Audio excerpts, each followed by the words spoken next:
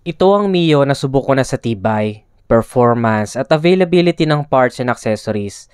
Bago pa nagsidatingan ng mga bagong motor nowadays, ito talaga yung makikita mong Mio na pinangsasabak sa long ride, even before Aerox came here in the Philippines. Kaya naman, na-excite ako nang gumawa ang Yamaha ng special Find Your Trip edition nito. Halina't silipin natin kung matripan nyo din kaya ang bagong Yamaha Mio Soul-i 125S 2021. Suriin natin ang bawat detalye sa vlog na ito. This is Nel Adriano and let's jump right to it.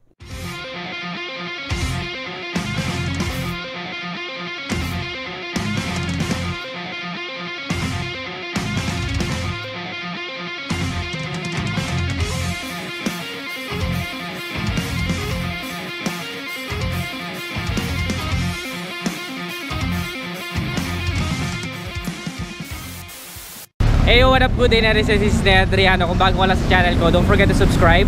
Also hit that notification bell para lagi ka notified once may bago tayong upload. For today's vlog, dito tayo ngayon sa Yamaha Motor Trade, Olivares, Biñan, Laguna. Kasi excited ako dahil yung motor ko na Mio Soul-i 125 may bago daw na Find Your Trip limited edition. So gusto ko silipin yan ngayong araw. Samahan nyo ako, pasok tayo sa loob, tara.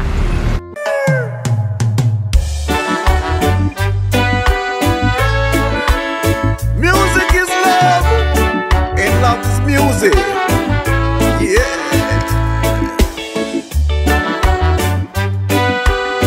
Sing the song, brother, sing the song. Sing the song, you could never be wrong. Yeah, yeah, yeah.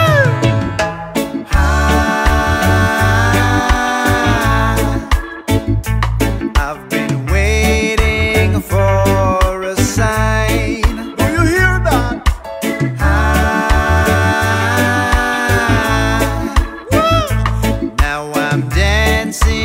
To your vibe, I'm holding it forever. So yun, ito na nga yung Mio Soul-i 125S version na Find Your Trip edition. This one is a limited edition. So bibigyan silip natin yan ngayong araw. Kakabit ko na to sa helmet ko, tapos bigyan natin ng walk around specs and features walkthrough. So tara. So yun, ito na siya, yung Yamaha Mio Soul-i 125S version na Find Your Trip limited edition. Napakaganda. Isa to sa pinakamalapit na motor sa akin kasi ito yung daily drive ko magpahanggang ngayon. Pero madami tayong ibang ginagamit na motor for review unit, pero ito talaga yung parang sa akin na motor. And hopefully soon makapag-upgrade na, pero mas kabisado ko yung motor na to. May mga nagtatanong bakit may Mio Soul-i 125 pa, meron namang Mio i 125. So ito kasing isang to is LED na yung ilaw niya. Ayan o. And also mas mabigat siya compared sa Mio i 125. So mas stable siya pagdating sa high speed. Ma-appreciate mo to pagdating doon, bawa nasa may mga tabing dagat ka o kaya nasa taas ka ng mga tulay ng Manila, malalakas yung hangin, mas stable siya, hindi siya masyado hinahangin, yung parang ang saranggola na tinatangay ng hangin. So ayun yung edge ng Mio Soul-i 125 compared dito. Halimbawa ito yung S version talaga, ito kulay green siya, maganda din siya, pero tignan nyo naman sobrang kakaiba kasi netong Find Your Trip edition. So kaya siya S version kasi meron siya dito tinatawag na stop and start system. Ayan, sa kanan buttons niya, stop and start system. Basically within 3 to 5 seconds kung huminto ka halimbawa sa stoplight, mamamatay yung makina, twist mo lang yung throttle and aandar na siya ulit. So yun yung nakakatulong sa fuel efficiency ng motor. Sa kaliwa naman merong high beam and low beam, tapos may turn signals and then busina. Ayan yung pinaka panel gauge nya. It is an analog display. Straight to the point, meron dito ang fuel gauge, speedometer, tapos odometer. Yun yung makikita nyo. Ito, gusto ko tong part na to kasi parang leather finish. Yung plastic niya parang leather yung itsura dito sa loob na part. Ayan, tapos matte fairings. Matte black dito, sabay dito naman is matte gray. Ang ganda nito, netong parang ethnic tribal na style niya. Ito talaga yung Find Your Trip. Ito yung pinaka nag-i-stand out sa kanya. So yung Aerox parang medyo kulay green yata yun. Tapos yung iba-iba sila ng kulay eh. May kulay orange, may kulay yellow, may kulay pink. Ito naman kulay violet.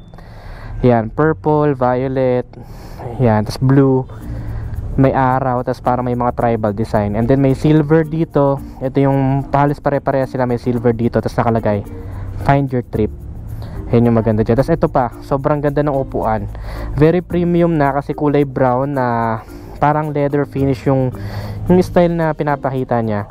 Pero this one may stitches siya, ayan o, nakahati yung stitches niya para sa driver side, also sa pillion ride. So may stitches, makes the motorcycle seat premium looking kapag ka merong stitches. And ito yung very commendable sa akin, yung stock na seat ng Miosol i125 is very comfortable, napaka generous niya sa cushion. Ayan o, ang ganda ng upholstery niya. Ito din na iba, yung pinakahawakan ng pillion ride. Ito kasi yung normal neto is kulay black. Ito ganito, kulay black. Sa unahan, ang makikita natin is may araw. Ayan siya oh, parang tribal design dito, kulay gray din siya, may araw, tapos Mio Philippines, tas 3 star.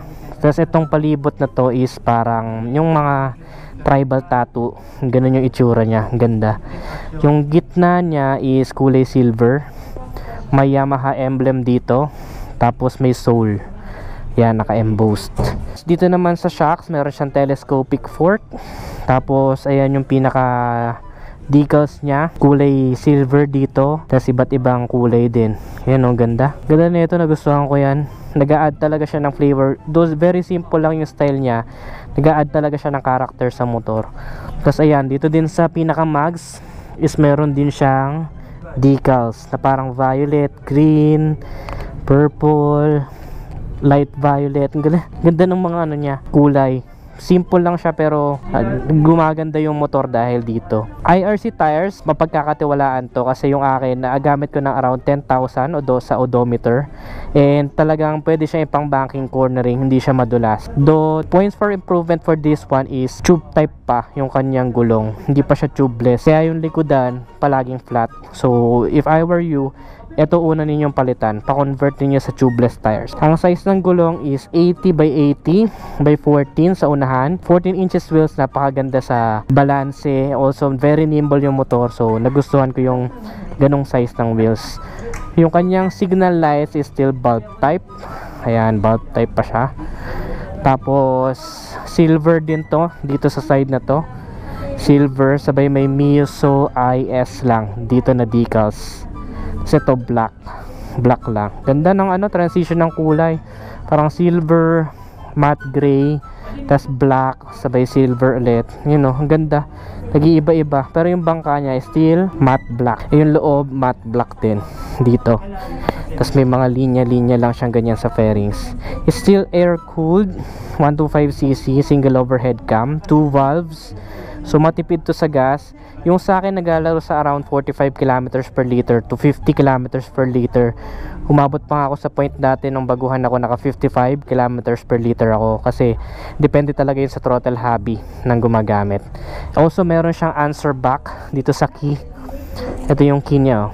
May answer back siya, so pag pinindot mo yan, makikita mo kung saan nakalocate yung motor mo, kung pare-pares na kayo sa parking lot. Pero I doubt it kung ganitong klaseng unit yung sa inyo, sigurado ko kakaiba to. Kaya yun nga talaga edge niya sa mga special edition, limited edition, para naiiba ka compared dun sa ibang Miosol i125. Ayun yung exhaust niya, same lang din, regular yung sound niya. Maganda tong pinaka heat guard niya kasi parang carbon yung binibigay niya na ano, na look, carbon lodi. Pero I suggest na wag na palitan to kasi mas maganda yung hatak ng motor. Nagkakaroon kasi ng power loss kapag pinalitan siya ng mga aftermarket, so mas okay na sa akin yung stock na exhaust na itong Miosol i125. Sa likodan naman, ang size ng gulong is 100 by 70 14. Ayan, okay na okay to kasi mas okay yung handling niya pagka ito pa rin yung size ng gulong na pinalit mo kung sakali mang papalitan mo. Very good na sa kanya. Para sa akin, balance yung size ng gulong niya. Ito pala yung pinalitan ko, ginawa kong 100 by 80. Yung sa unahan pwede pa yun ipasagad pero I recommend wag na lang palitan pala yung unahan. Yung pala yung pinag-isipan ko noon, hindi ko na lang pinalitan yung size sa unahan. Pero yung likodan pwede nyo pang patabaan para mas maganda, kasi yung suspension niya, ayan, naka monoshock na unit swing. Medyo stiff yung suspension, medyo matagtag dito sa mga kalsada ng Pinas, so pinalitan ko din ng suspension yung sa akin and ng gulong gumanda na yung play niya. Also the edge of this one, meron siyang kickstart. Napakahalaga kasi yung mga motor nowadays wala ng kickstart. Ito, just in case ako naranasan ko na diskarga yung baterya ko at napapa-start ko pa rin yung motor, hindi ko tulak na parang kotse. Paano kung abutan ka sa mga isolated na lugar? Napakahalaga talaga na may kickstart or at least voltmeter sa motor. Meron din siyang kill switch sa side stand. Ayan. So pag naka side stand, may sensor yan, hindi mo mapapa-start yung motor. Tapos sa likodan naman, bulb type na tail light. So kitang kita to kahit tanghaling tapat yung bulb type na tail lights. Nagustuhan ko din yan. Pero of course, nasa mundo na tayo ngayon ng LED, it could be better. Pero okay naman, wala namang problema. Mapupundi yan, madali lang palitan ng bumbilya. May reflectorize dito. Wala siyang specific na nakahiwalay na ilaw para sa plaka. Damay na dun sa pinaka tail light yung plaka niya. Ganda din ng fairings na to. It's very good. Sa likodan is steel drum brakes. Sa unahan is ang preno is single hydraulic disc. Ayan. Okay naman. Isang beses ko palang napalaki yung preno niyan, yung talagang umuulan tapos sudden brakes dun pa lang. Pero overall commendable. Mahirap ipalak yung preno netong tong brakes netong Miosol i125. Yung quality ng fairings is very flexible. So kapag nabunggo ka, hindi to basta-basta mababasag. It's not cheap quality fairings. Maganda siya. Very commendable. So check natin yung pinaka seat. So para buksan yung seat, pihit mo lang to pag ganon, and then bubukas na yung seat. So ito, seat niya, hindi kasya ang full face helmet. Pero kasya na yung mga essentials like jacket, raincoat, papel ng motor, tools, dahon type din yung kanyang side mirror. Very stylish, useful to. Ito ayoko nang palitan dahil hindi ko nagugustuhan yung mga aftermarket na side mirrors. Nag-iiba yung reflection. Ito accurate yung reflection niya. Yung iba kasi medyo parang nagzo-zoom. Yung pinaka-object appears larger than dun talaga sa nakikita ng eye. Ito yung kanyang baterya. Saan nakapwesto, dito yan kinakabit. So very safe siya sa baha. Mataas ang placement ng baterya niya. Nandito sa pinakaulo. Kung ano yung tatak, ayan siya.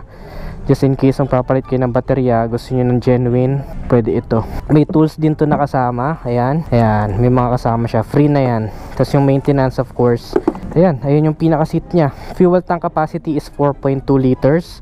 Sapat na, no? Pero it could be better kung mas madami. Pero okay na siya kasi matipid naman sa gas tong isang to.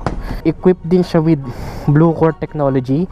So it will give you more power with less fuel. And ito yung isa sa favorite kong part sa kanya. Ayan, parang park brake lock. Very easy lang, kahit isang kamay pindutin mo, nakalock na yung rear brake. So kung hindi mo na maatrasan yung mga nasa likod mo or medyo pa-incline yung napagparkan mo, hindi na ito iikot. Oo, naka-vlog ako. Ayun, shoutout sir. Shoutout. Nakilala ako. So that's it for today's vlog. Kung nagustuhan mo, don't forget to give this video a thumbs up, subscribe. Ito yung Miosol i125 na S version. For me, sulit siya. Ito yung price niya, papakita ko sa inyo. So ang cash price niya is 85,900. Tapos down payment is 13,000. Magma-monthly ka ng 3,923 for 36 months. So yun yung aasahan ninyo. For me, sulit siya kasi naiiba nga siya. Compared na limbawa dito sa mga S version na ganito, talagang maganda yung color variation niyan, tsaka yung design, naiba talaga sa kalsada. So if you wanna invest to being unique sa kalsada, mas maganda na mag-invest kayo dito sa mga Find Your Trip version. So that's it. Kung nagustuhan mo, don't forget to give this video a thumbs up. Ano masasabi nyo sa motor na to? Comment your insights below. Again, this is Ted Adriano. Always keep it cool and ride safe always. Bye-bye now. I see a day to see a job is what it made to me. Shit me freaking bravery. See it's modern slavery. 9 to 5, grind and strive. Fucking nigga pay me less. It pay my bills at minimal, but see it pay me stress. Doing this, doing that, and turn around and scold you true. How I did it wrong when I just did it like you told me to. Fuck you, eat a dick. That's what I be really thinking. Yes, sir. No, sir. That's what I be really speaking. Cause even though this job pissed me off, obviously, what make a nigga piss more is living poverty. Obviously, I gotta work, suck it up and give a smirk. Smiling even though it hurt and see my boss a fucking jerk. They call it a paycheck, it's really disrespect. That shit's so low I can't afford to call collect. And that's better than Mike Jack with the White Sox. I'm steady slaving for days, just give me one shot.